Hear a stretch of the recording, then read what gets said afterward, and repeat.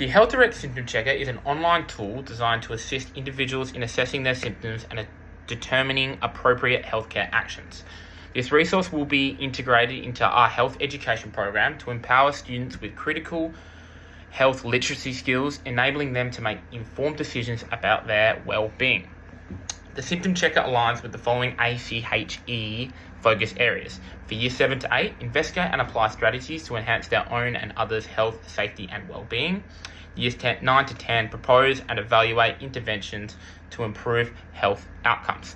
By using this tool, students will develop critical thinking and self-care strategies, allowing them to access symptoms and take appropriate actions. For age care and year group selections, it will be focused on the later half of high school, so years 9, 10, 11 and 12.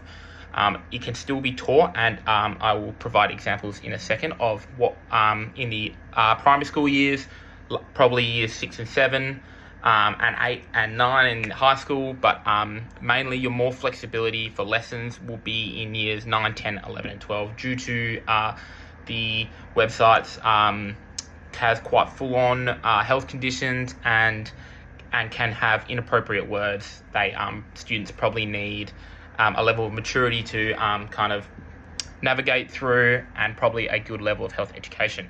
So in the year groups, for the younger years, so 6, 7, 8, 9, teachers will have full access to it. I don't think students should have access to it, just given their maturity level, like I touched on.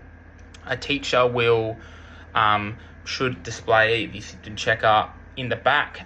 They can list a common health condition, a nothing too extreme, but maybe just like a common cold or a headache or a runny nose or anything like that. They can put the symptoms in, go through as a class together, and then they will get a diagnosis. Do that a couple times and then just run through the website. That's what a lesson could look like for the younger years, just getting them familiar with the website, not giving them access to it.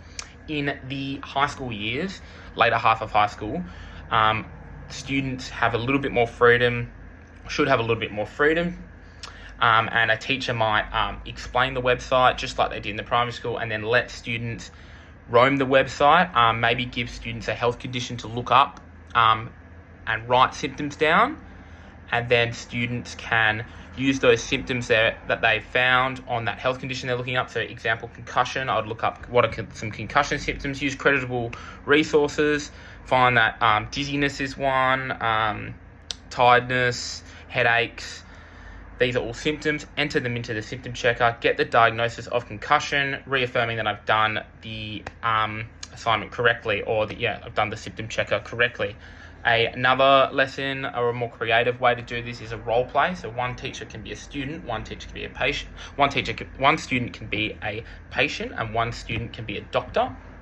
The patient will be given a list of symptoms for a health condition that the teacher knows the patient does not. The patient will go into the doctor.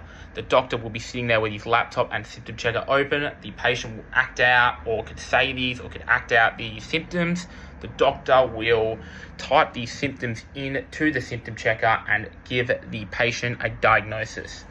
And that could be performed in front of the class, or it can be just performed in one-on-one. But as long as the symptom checker is getting used, that's what the main goal of these lessons should be.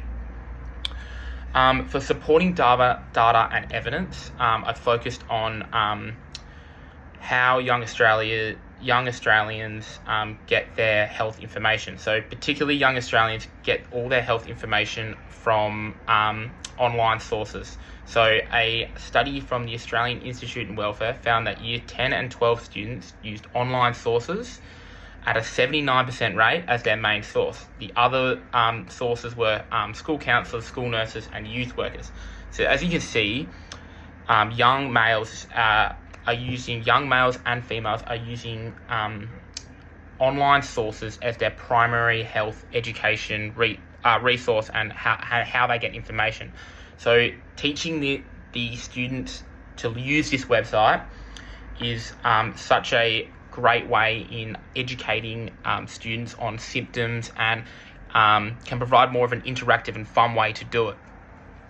The lessons when teaching this resource should be more focused on students understanding the website instead of them knowing the data. So instead of teaching them all the health conditions listed, it's more about them getting used to the website and comfortable with the website and know how to do it, know how easy it is to use, so students can use that in their free time when it's needed or for other people. To conclude, integrating this Health Direct symptom checker into health education fosters critical thinking, self-care, and responsible digital health use. It engages students in interactive activities, creative discussions, and they become health literate individuals capable of making informed decisions about healthcare for them and themselves. Thank you.